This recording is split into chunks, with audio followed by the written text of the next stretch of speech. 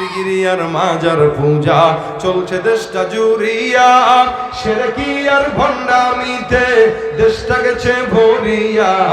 পীরগিরি আর মাজার পূজা চলছে দেশটা জুড়িয়া, শিরকি আর ভণ্ডামিতে দেশটা গেছে ভরিয়া। গাজার কলকি টান মারিয়া, গাজার কলকি টান মারিয়া দেখায় খাজার শাহ আছে না নাই? এলাকায় নাই, বাংলাদেশে না, না এখানে নাই, আরে কয় আছে? আপনারা না কবেন যে না আলহামদুলিল্লাহ আমাদের এলাকায় নাই। বাবারে এমন বাবা ডাকে, খাজা বাবারে, কোনদিন তার আপন বাপরে এতবার আব্বা ডাকে নাই। ও বাবা বিশেষ, ও বাবা আমার সন্তান হয় না, বাবাও সেই কোয়ালিটির বাবা। সন্তান নাই, তাকে জিজ্ঞেস করছে, মনে করেন বসে সুন্দর করে, এই কি সমস্যা, বাচ্চা হয় না? ও বাবা কি কামেল বাবা গো, বাবা আপনি কেমনে বুঝলেন? তো সব আমার জানা আছে। কয় না, কয় না। ওই গেটে দিয়ে যখন ঢুকছে তখন কিন্তু একজন জিজ্ঞাসাই করছে যে আপনি কি সমস্যা আসছেন? বাচ্চা হয় না। এদিক দিয়ে ফোন দিয়ে কয়ে দিছে, যেটা আইতেছে ব্যাককল টাইপের দেখবি, এটার বাচ্চা হয় না। আগের থেকে ইনফরমেশন পায় আর কয়, এই বুঝছি তোর সন্তান হয় না, বৎস দাঁড়া দাঁড়া দাঁড়া, 1,01,000 টাকা আর তোর বিবিরে 3 দিনের এতেকাফ করানো লাগবে। বুঝেন, সন্তান হয় না, বিবিরে এতেকাফ করানো। বাবার দরবারে যদি কেউ বিবিরে এতেকাফে বসায় আর যদি পরে সন্তান হয়, নির্দ্বিধায় বুঝে রাখবেন এটা আপনার নয়, এটা বাপের সন্তান। হ্যাঁ না, আপনার সন্তান হওয়ার পরে আপনার সন্তানও যদি তারে বাপ ডাকে, আপনিও যদি তারে বাপ ডাকেন, তা কেমনে হয়? নিজের আপন বাপকে এতবার কোনদিন বাপ ডাকেন নাই, ওই খাজা বাবারও যতবার বাপ ডাকছে। চলে না, চলে না। পীরগিরি আর মাজার পূজা চলছে দেশটা জুড়িয়া, শিরকি আর ভণ্ডামিতে দেশটা গেছে ভরিয়া। গাজার কলকি টান মারিয়া দেখায় খাজার শাহ, ওরা শিক্ষিত শয়তান, হ্যাঁ শিক্ষিত শয়তান, ওরা শিক্ষিত শয়তান, ওরা শিক্ষিত শয়তান। শিক্ষাঙ্গনের দিকে ভাইরে দেখো না চোখ মেলিয়া, ছাত্ররা সব বই ছাড়িয়া আছে শুধু প্রেম লইয়া। এই ঠিকটা নিজের ইচ্ছায় দিলেন আপনারা, তার মানে এই কাজটা চলে কি? কারা কারা বিয়ে করেন নাই হাত তুলেন, তুলেন, সমস্যা নেই, তুলেন, জোরে জোরে হাত তুলেন। হ্যাঁ, খুব বেশি নাই, 1 2, কয়টা করবেন? একটা না দুইটা? মাশাআল্লাহ। শুধু অবিবাহিতরা একটা তাকবীর দেন, নারায়ে তাকবীর। অবিবাহিতরা, অবিবাহিতরা নারায়ে তাকবীর। আছে কমই অবিবাহিত সংখ্যা, তবে যারা আছে মোটামুটি বুঝমান, তার মানে এদেরকে বিবাহ দেওয়া জরুরি। কি বলেন? পাশ থেকে এটা ঠিক, তার মানে তার বিয়ে করতে মন চায়, বাপরে কইতে পারে না। নামটা কি কইলেন? আমি একটু বলে দিই। এই ভাই, সময় মতো বিয়ে না করলে জেনা ব্যভিচার বাড়ে। সময় মতো বিয়ে করবেন, ঈমান পরিপূর্ণ হবে। কিন্তু কথা আরেকটা আছে, বর্তমানে বিবাহিতরাই বেশি পরকিয়া করে। শুধু তাই না, এমন শয়তান ধরে যে 60 বছরের বুড়া পর্যন্ত 20 বছরের ছেড়ে বিয়ে করে। এরা কোন শয়তান ধরলো? কখন এরা কোন শয়তান ধরলো? তো আমাদের দেশের যুবকেরা বিয়ে সময় মতো করে না কেন? খাওয়াবো কি, পড়াবো কি, নিজের পায়ে দাঁড়াইতে শিখি নাই। মানে এতদিন শিয়ালের পায়ে দাঁড়াইছে, নিজের পায়ে দাঁড়ায় নাই, শিয়ালের পায়ে দাঁড়াইছে। মনে রাখবেন, বিবাহ করবেন, টাকা না থাকলে আল্লাহ পাক সম্পদ বাড়ায় দিবেন। আস্তে কয়, কোরআনের আয়াত। এখন তোরা কি বুঝছ? তুই আর আমার পোলা সমান। কি খুশি দেখছেন? আল্লাহ পাক বলেন, ইয়াকুনু ফুকারা আয়ুগনিহিমুল্লাহু মিন ফাদলি। কেউ যদি গরিব থাকে আর বিবাহ করে, তো আল্লাহ পাক তার দয়ায় তাকে ধনী বানায় দিবেন। সুবহানাল্লাহ। একিন করে বিয়ে করেন, ইনশাআল্লাহ বরকত আর বরকত চতুর্দিক থেকে আসবে। একিন করে করেন, একিন করে। অসংখ্য মানুষ বিবাহ করার বরকতে আল্লাহ পাক সম্পদ বাড়ায় দিয়েছে, চাকরি জুটায় দিয়েছে। আর যেগুলা ভয় পায় করে না, এরা আজীবন কামাইতে পারে না, আজীবন পারে না। পরে 35 বছর যায় যখন আর কিছু নাই, তখন বিয়ে করে। তাও বিয়ে করে এমন ছোট একটা বেডি দিয়ে যেটার লাগে কোনোদিন মিল হয় না। এই কারণে সময় মতো বিয়ে করলে গুনাহ থেকে কি করা যাবে? বাঁচা যাবে। বাঁচতে রাজি আছেন ইনশাআল্লাহ? সময় মতো বিয়ে করলে আর গাছের নিচে নিচে হাত ধরে ধরে ডেটিং মারবে না। কারণ বর্তমান সময় ভাই এগুলো বললেও সমস্যা, হুজুর এগুলো কি বলেন? হ্যাঁ, পার্সোনাল বিষয়ে কথা বলেন কেন? আকাম করবো এটা দোষ নাই, দেখলেই দোষ। আপনি দেখবেন যদি জিজ্ঞাসা করেন এই কি করো তুই, কার পোলা রে কার মাইয়া, আমরা এখানে পার্সোনাল কথা বলতেছি, আপনি লজ্জা শরম না, আপনি তাকায় রয়েছেন আমাদের দিকে, মানে সে পাগলের ন্যাংটা হয়ে দাঁড়ায় থাকবে, ওইটা দোষ না। আপনি কেন তারে বললেন এটা দোষ। সে আকাম করবে, গাছের নিচে বসবে, আরেক বেটির সঙ্গে উটিস পিটিস করবো, এটা দোষ না। আপনি দেখলে দোষ, বললে দোষ, ঠিক কিনা জোরে কর। শিক্ষাঙ্গনের দিকে ভাইরে দেখো না চোখ মেলিয়া, ছাত্ররা সব বই ছাড়িয়া আছে শুধু প্রেম লইয়া, অস্ত্র সে তো সঙ্গের সাথী হইতে মাস্তান, ওরা শিক্ষিত শয়তান, ওরা শিক্ষিত শয়তান, ওরা শিক্ষিত শয়তান, ওরা শিক্ষিত শয়তান, ঠিক কিনা? শিক্ষিত শয়তান এই সমাজে এখন এক দুইজন না, অনেকজন। শিক্ষা সবার আছে, কিন্তু দ্বীনের শিক্ষা না থাকার কারণে এরা শিক্ষিত শয়তান হয়। আল্লাহ পাক রব্বুল আলামিন বলে এই কারণে নিজে বাঁচলে হবে না, আগে নিজে বাঁচার চিন্তা করতে হবে, তারপর অন্যকে বাঁচা। কিন্তু অন্যের চিন্তার আগে নিজের চিন্তা। কু আনফুসাকুম ওয়া আহলিকুম নারা, আগে তুমি তোমাকে বাঁচাও, তারপর অন্য টেনশন করো।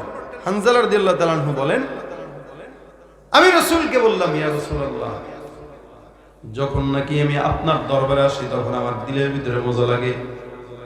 পয়গম্বর, আপনার দরবারে আসলে, আপনার কথা শুনলে, আপনার বয়ান শুনলে দিলের ভিতরে শান্তি মনে ফিল করি।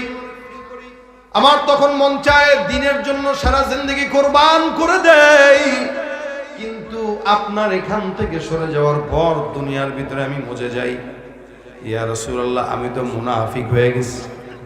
নবী আমার ডাক দিয়ে বলেন, কেন তুমি মুনাফিক হইলা? কারণ এই যে আপনার সামনে গেলে একরকম, আপনার অগোচরে গেলে আরেক রকম অবস্থা হয়ে যায়। আল্লাহর নবী ডাক দিয়ে বলেন, হানজালা কোনো টেনশনের কারণ নাই, এক জায়গায় একরকম, আরেক জায়গায় ভিন্ন রকম। তুমি যখন আমি নবীর দরবারে থাকো আল্লাহ তোমার ঈমানকে বাড়ায় দেয়, আর যখন তুমি এখান থেকে উঠে যাও শয়তান চেষ্টা করে তোমার ঈমানকে চুরি করার জন্য। এ মুসলমান, যেই ঘরে সম্পদ আছে ওই ঘরে কিন্তু চোর ঢুকে, ঠিক কিনা? আপনার ঈমান যদি শয়তান ওয়াসওয়াসা দেয় বুঝতে হবে আপনার ঈমান আছে, কিন্তু ওয়াসওয়াসা যদি নাই দেয় বুঝতে হবে ঈমান নাই, যার কারণে চোরও আসে না। এই জন্য এটা টেনশনের কোনো বিষয় না। রাসূল বলেন এটাই তো ঈমানের আলামত। শয়তান তোমাকে ধোঁকা দিতে যায় কিন্তু তুমি ধোঁকায় পড়ো না। শয়তান তোমাকে চায় গুনাহ করাইতে কিন্তু তুমি গুনাহ করো না। হে মুসলমান ভাইরা আমার, শয়তান আপনাকেও ধোঁকা দেয়, নামাজ পড়িস না, কিন্তু শয়তানের সঙ্গে যদি আপনি পেরে যান তাহলে আপনি সফল, যদি শয়তানের ওয়াসওয়াসায় পড়ে যান তাহলে আপনি বিফল। আল্লাহর নবী বলেন, যেহেতু শয়তান তোমাকে ধোঁকা দিতে চায় তার মানে তোমার ভিতরে ঈমান পরিপূর্ণ আছে, যার কারণে শয়তান ধোঁকা দিতে চায়। আর যার দিলের ভিতরে ঈমানের নূর থাকবে, আল্লাহর দুনিয়ার জমিনে ওই বান্দাটা ঈমানের নূরের কারণে বিনা হিসাবে জান্নাতি হয়ে যাবে। রাসূল করিম সাল্লাল্লাহু আলাইহি ওয়াসাল্লাম এই কারণে ডাক দিয়ে সাহাবা আজমাইনদেরকে বলেন, হে সাহাবা একরামের দল, ঈমানকে নবায়ন করো, মাঝে মাঝে ঈমানি মজলিসগুলোতে বসা, জিকির করা, মুজাকারা করা। 2-4 জন বন্ধু একসঙ্গে বসলে কখনো গীবত গাবেন না, খুব মনোযোগ দিয়ে শুনেন। 2-4 জন যুবক একসঙ্গে বসবেন, কেউ যদি গীবত গায় বলবেন তুই ইস্তেগফার পড়। রাসূল করিম সাল্লাল্লাহু আলাইহি ওয়াসাল্লাম বলেন, যখন সময় পাবা তখন জবানটা খুলে ইস্তেগফার পড়বা। জান্নাতের রাস্তায় যদি যেতে চাও, আল্লাহর নবীর কাছে এক সাহাবী ডাক দিয়া বলেন, ইয়া রাসূলুল্লাহ, পয়গম্বর একদিন বলতেছেন আমার উম্মতের ভিতরে বিশাল বড় একটা দল, যেই দলের সংখ্যা হলো 70,000। কত? রাসূল করিম সাল্লাল্লাহু আলাইহি ওয়াসাল্লাম বলেন আমার দলের ভিতরে বিশাল বড় একটা দল 70,000। এই 70,000 দলের লোকটাকে আল্লাহ পাক বিনা হিসাবে সোজা জান্নাতে প্রবেশ করায় দিবে। এক সাহাবী ডাক দিয়ে বলেন, ইয়া রাসূলুল্লাহ, 70,000 বান্দারা যখন একসঙ্গে জান্নাতে যাবে, পয়গম্বর আমার জন্য দোয়া করেন, আমিও যেন ওই জান্নাতীদের কাতারে থাকতে পারি। আল্লাহর নবী বলেন, মালিকের কাছে আমি দোয়া করলাম, আল্লাহ এই বান্দাটাকেও ওই 70,000-এর ভিতরে তুমি গণনা করে দাও। আল্লাহ নবী বলেন, যাও যাও, টেনশন নাই, আমি দোয়া করলাম ওই 70,000-এর ভিতরে তোমাকেও আল্লাহ পাক বিনা হিসেবে জান্নাত দিয়ে দিবেন। সাহাবা একরাম ডাক দিয়ে বলে, ইয়া রাসূলুল্লাহ, আমাদেরকে আল্লাহ পাক রব্বুল আলামিনের সোজা জান্নাতে যাওয়ার জন্য, আল্লাহ পাক রব্বুল আলামিনের ঈমান পরিপূর্ণ ঢোকার জন্য কিছু আমল দিয়ে দেন। আবু যর গিফারী রাদিয়াল্লাহু তাআলা আনহু রাসূল সাল্লাল্লাহু আলাইহি সাল্লাম বলেন, হে আবু যর, খবরদার মনে রাখবা, আল্লাহ পাকের গোলামি করা এটা অনেক বড় একটা গুণ, এটা সবাই কিন্তু করতে পারে না। এই যে মাহফিলে হাজারো মানুষ থেকে আপনারা আসলেন, এটা কার দয়া? কত মানুষ তো চেষ্টা করেও পারে নাই, কত মানুষ চেষ্টা করছে বাসায় যায় ঘুমাবে, কিন্তু মোহাব্বতে পারে না, এখানে বসে আছে। আল্লাহ পাক যাকে পছন্দ করে কান ধরে দিনের রাস্তায় নামায় দেয়। ওমর গেছিল রাসূলকে মারার জন্য, কিন্তু ওমর নিজে ইসলামের ছায়াতলে মরে গেছে। ওদিক দিয়া আবু তালেব এত মহব্বত করতেন পয়গম্বরকে, কিন্তু ইসলাম কবুল করতে পারে নাই। তার মানে বোঝা গেল হেদায়েত আল্লাহর কাছে, আল্লাহ যাকেই চান তাকেই হেদায়েত দেন।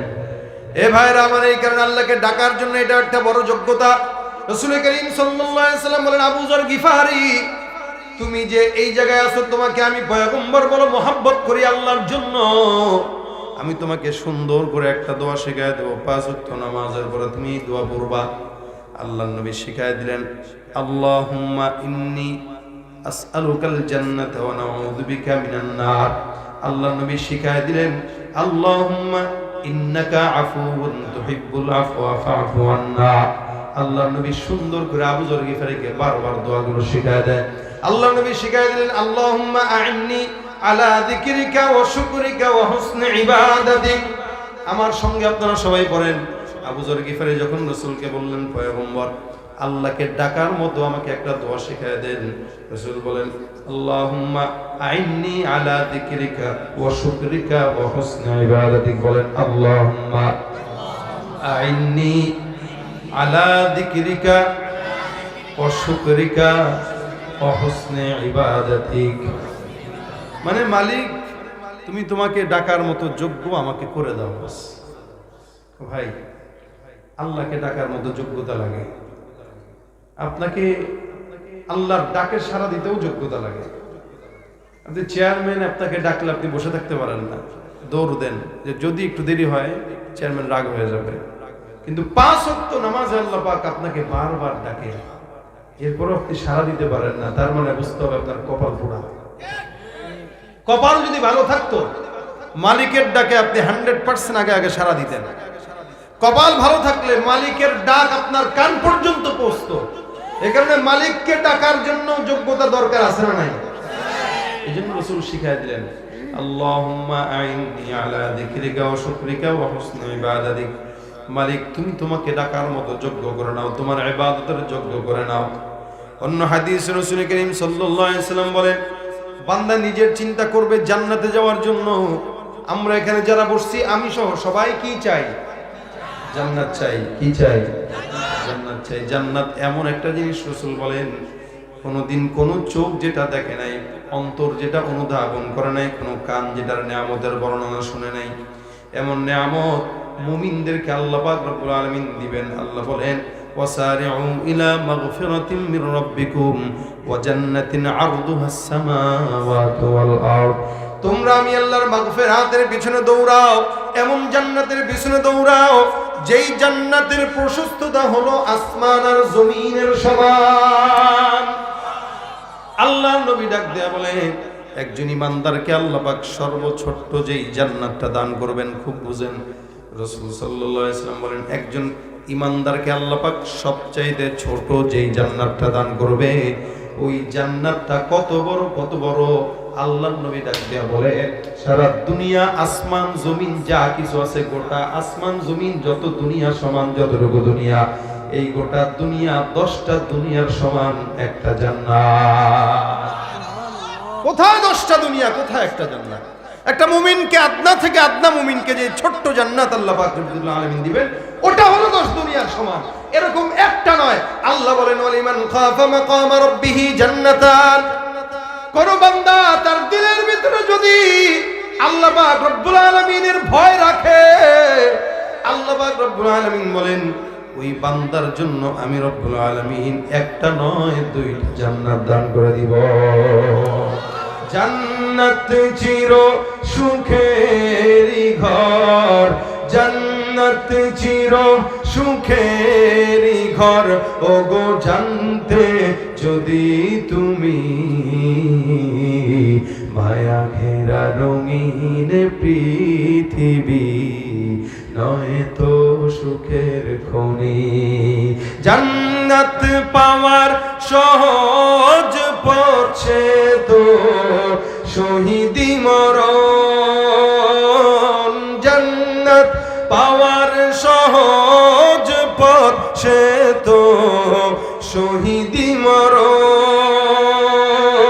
শহীদ হলে খোদার রাহে, শহীদ হলে খোদার রাহে, তবে জান্নাত পাবে তুমি মায়া ঘেরা রঙিন পৃথিবী নয় তো সুখের খনি। আল্লাহু আকবার। একটা মুমিনকে কয়টা দিবে? কয়টা? দুইটা। এক একটা জান্নাত কয়টা? দুনিয়ার সমান। এটা আল্লাহ পাক রাখছে। এই কারণে রাসূল বলেন জান্নাতে যদি যাইতে চাও সহজ একটা দোয়া শিখাই, আপনারাও শিখবেন। রাসূল করিম সাল্লাল্লাহু আলাইহি সাল্লাম বলেন বেশি বেশি সকাল সন্ধ্যায় দোয়া করবা, আল্লাহুম্মা ইন্না নাসআলুকাল জান্নাতা ওয়া নাউযু বিকা মিনান নার। পারেন তো ইনশাআল্লাহ?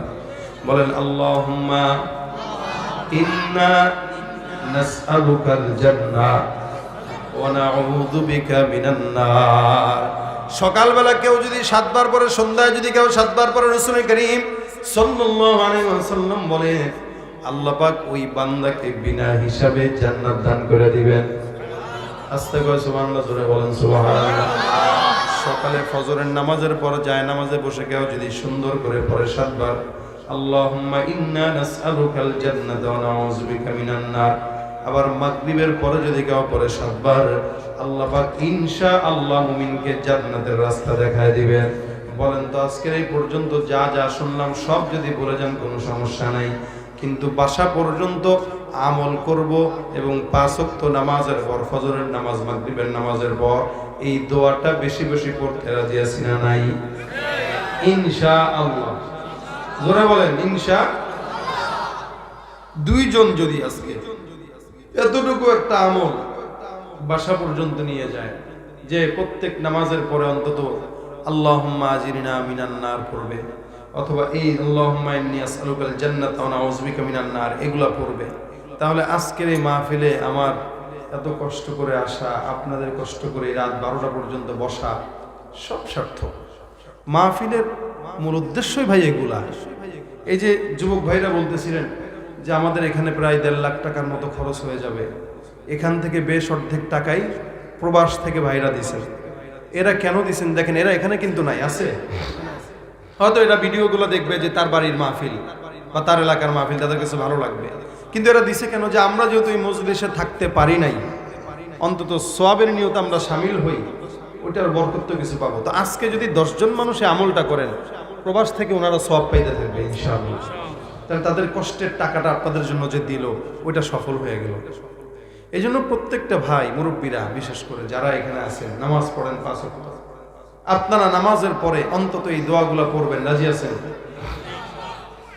শুনলাম, আসলাম, বসলাম, খুব মজার সুর দিয়া শুনলাম, গজল শুনলাম, তাকবীর দিলাম, বাসায় চলে গেলে নাক টেনা ঘুমাইলাম, ফজরের নামাজ কম্বলের নিচে। এই শোনা আর না শোনা সমান, একদমই সমান, খালি সময় বসে কাটাইলেন এতটুকু। কিন্তু এখান থেকে যদি বাসায় যান, যাওয়ার পথে যদি সুন্দর করে পড়তে পড়তে যান সুবহানাল্লাহি ওয়া বিহামদিহি সুবহানাল্লাহিল আযীম, সুবহানাল্লাহি ওয়া বিহামদিহি সুবহানাল্লাহিল আযীম, বলেন তো সওয়াব না গুনাহ? সার্থকতা এই জায়গাটায় যে এখান থেকে এটা নিয়ে বাসায় গিয়ে পড়ছে, ফজরের নামাজের পরে পড়ছেন, মাগরিবের পরে পড়ছেন, এই জায়গাটাই হলো সার্থকতা। এই কারণে দোয়া করি আল্লাহ তুমি আমাদের সকলকে আমল করার তৌফিক দান করো। আমিন। কষ্ট করে যারা অল্প সময়, আমি আজকের এই প্রোগ্রামটা আয়োজন করা মাত্র 9 দিনে, 8-9 দিন, আজকের আমার এই দিনে প্রোগ্রাম ছিল সোনারগাঁ একটা 2500 একটা প্রশাসনিক ঝামেলা, অর্থাৎ আগামীকালকে কেন্দ্র করে সবকিছু মিলে এরা অনুমতি পায় নাই, বিদায় করতে পারবে না। 7-8 দিন আগে আমাকে জানাই দিয়েছে, 8-9 দিন আগে। তারপর মাসুম বিল্লাহ ইলিয়াস কেমনি শুনতে পেরে আমারা বলছে, হযরত ডেটটা যে কোনো ভাবে আমাকে দিতে হবে। আমি তারা বললাম, ভাইরে রেস্ট নেওয়ার সুযোগ পাই না। গতকাল এক মাহফিলে হাই প্রেশার হয়ে বয়ান অবস্থায়, হাই প্রেশার লো হয়ে প্রেশার ফল খেয়ে স্টেজের ভিতরে অর্ধেকের সময় বয়ান শেষ করে নামতে পারি না, বমি করে শেষ। এই অসুস্থতা, শরীরের কন্ডিশন ভালো থাকে না, রেস্ট নিতে পারি না। আমি তারা বলছি, ভাই মাফ করো, রেস্ট নেব। যে কোনো মূল্যে দিতে হবে, যুবকরা খুব চায় আপনাকে, খুব দরকার আপনাকে। ঠিক আছে, যেহেতু গৌরীপুর কাছেই আছে, বাসার থেকে এশার নামাজ পড়ে বের হইলে এসে ধরতে পারবে। ওইভাবেই প্রোগ্রামটা আজকের রাখা। তাই মূলত আপনারা অনেকে মনে করবেন যে হুজুর হয়তো দেরি করছে, ইচ্ছাকৃত না। দেরি যাচ্ছে ইচ্ছাকৃত হয় না, একটা ভুল বুঝাবুঝি হয়েছে। কি আমাকে বলছে মাসুম বিল্লাহ সাহেব যে খেলা তো 9টার থেকে 11:30 পর্যন্ত।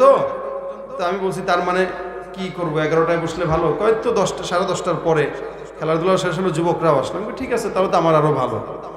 আমি এমনি সময় টময় দিতে পারি না, আমাদের অফিসে কলরাবে, ওখানে গেছি, একটা গজল রেকর্ড করছি, একটু কাম কাজ করে তারপরে এই জায়গায় আস্তে ধীরে আসছি। তো এই জন্য কেউ এটা মনে করেন না যে আমি ইচ্ছাকৃত দেরি করছি। ইচ্ছাকৃত না, এটা একটা ছোট্ট বলবো। কমিটির ভাইরা বলতেছে, কি বলেন হুজুর, আপনি 10টায় আসলে 10টায় দিতাম।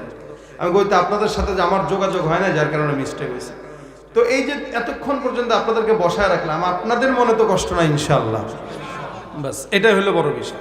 নাহলে আমি তো আপনাদের এখানে বললে এশার নামাজই পড়তে পারতাম, কারণ প্রতিদিনে 2-3টা করে প্রোগ্রাম থাকে। আজকে অল্প সময়ের ব্যবধানে আমি এটা দিতেই চাইছিলাম না, তাও একটা নিছি, নাহলে তো আজকেও 2-3টাই ছিল। তো 2-3টা করলেও তো আমাদের মাগরিবের পরে যাওয়া লাগে, এশার পরেও যাওয়া লাগে, করা লাগে। তো এটা হলো আমাদের কাজ। তো এই যে কষ্ট করলাম, আসলাম, আপনারাও কষ্ট করলেন, শুনলেন, সার্থকতা হবে একটা মানুষ যদি এটার উপরে আমল করতে পারে। আল্লাহ পাক আমাকে সহ আপনাদের সকলকে এই দোয়াগুলোর উপরে আমল করার তৌফিক দান করে বলেন আমিন। পাশাপাশি প্রবাস থেকে যারা সহযোগিতা করেছেন, আমরা ওনাদের জন্য খাস দিলে দোয়া চাই। আল্লাহ পাক ওনাদের প্রবাসের জিন্দেগিটাকে যেন বরকতময় করেন, এবং ওনাদের প্রবাসে যেন ওনাদের সমস্ত প্রকার বালা মুসিবত থেকে আল্লাহ পাক যেন ওনাদেরকে হেফাজত করেন বলেন আমিন। বাস বাসা পর্যন্ত নিব একটা দোয়া, আল্লাহুম্মা ইন্না নাসআলুকাল জান্নাতা ওয়া নাউযু বিকা মিনান নার। এই আমলটা আমরা সবাই করব। আল্লাহ পাক আমাদের সকলকে তৌফিক দান করুক। যুবকদের জন্য দোয়া করবেন, প্রবাসীদের জন্য দোয়া করবেন, অন্ধকার কবরে